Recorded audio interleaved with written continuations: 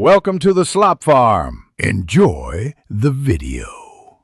You begin by confirming the data is clean and in the right columns. Headers matter. Select the existing chart. This tells Excel which series to update. Convert the data to a table with Ctrl+T so ranges expand automatically.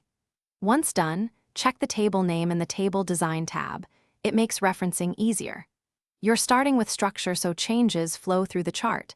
This avoids manual range edits later and keeps series linked to your source. You now open Select Data to manage series and axis ranges.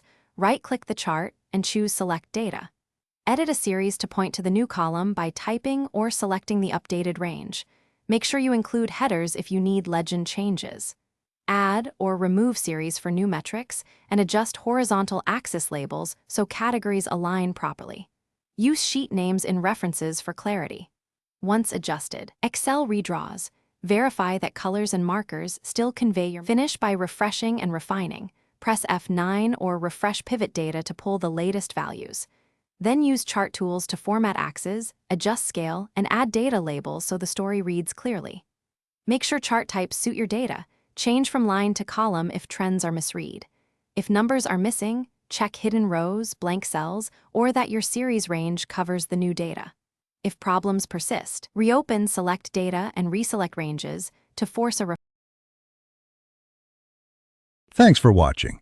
Consider subscribing if we helped you today.